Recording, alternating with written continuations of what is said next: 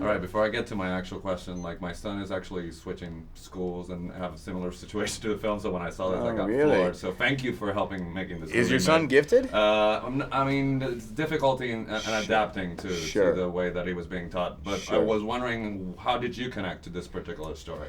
For me personally, I saw the themes in the parent-child relationship. Not only do we have the dynamics between myself and McKenna, but myself and Lindsay Duncan. You know, you have an overbearing mother and a child who was rebellious, and then you have the kind of reincarnation of that dynamic again, trying to navigate what's the best thing for the kid, while trying to still be the parent. And it's tough. There's no handbook on how to do this stuff.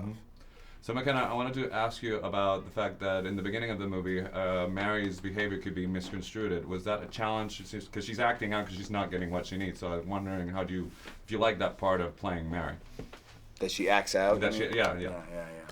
I don't know. I don't feel like Mary acts out. I just feel like she feels different, you know? I feel like she feels different and misunderstood. Good answer, Carol. Good answer. What's the most surprising thing about having Mr. Evans here as a scene partner that we wouldn't know about? What did you find in working with him? I found out a lot. What secret should I share? Oh, no! Share something that wouldn't get me into trouble for asking the question. Okay, I'll just say he can tap dance. Yes, he can tap dance. That's something that Miss Spencer also mentioned. What's surprising about her? Working with her. It's well, not only can she sing phenomenally well, but it's really, I was just blown away every day that someone so young can be so poised, can be so at once, you know, a child and free and wild, but then when you know professionalism is needed, she can just snap right into it and be an adult. It really is. It's a crazy dichotomy. Your director said that you're secretly 32 years old. So yeah, that's what he said. Mark said that? Yeah, he did. Spoke to him. So you got a long way to go, though. Yeah. I do have a 10-year-old. I have 10-year-old twins, and one of them is interested in acting. So I was wondering, what would you say to any kid who might be watching this interview who thinks about acting? What advice would you give? You can do anything you put your mind to. Nice. Boom. That's another great answer. Perfect. Well, given that apparently you've been outed as a dancer by both your co-stars, right.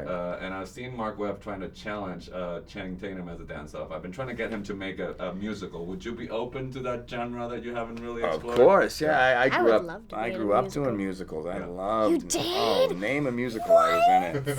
Oh yeah, I maybe like 30 shows or something like that when I was a kid. Whoa. Yeah, I was one of those musical theater kids. Wow. So I would do it in a heartbeat. Yeah.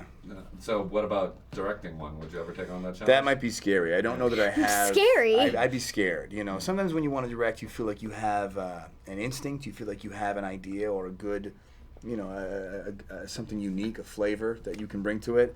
Musicals, they scare me. I don't. I really don't know if I know what I would be doing. First you're saying you want to be in a musical, and then you're saying that they scare you. I want to act in one. Directing in one would be scarier than acting in one.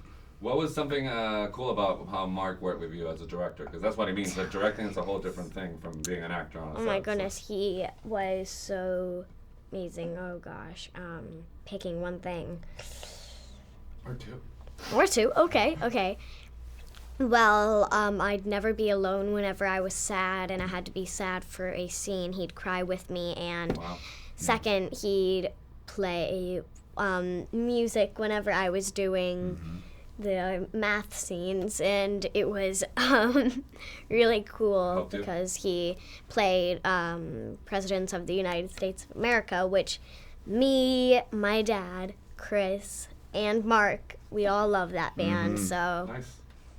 So my last question to you, I know you've always been cautious with fame, but I don't know, it's kind of seeing the things that you tweet and the things that you say, given that you're in a position where you have a voice that somebody might listen to you, is that something that you're appreciating now, that you get to do the celebrity thing and take it to a level where it does good? Sure, I don't know if that's the motivating factor behind the choice, you know what I mean, but that certainly is the byproduct. So, the things I tweet when it comes to a political arena are based on the fact that they're things I believe and things that I think are coming from a place of good.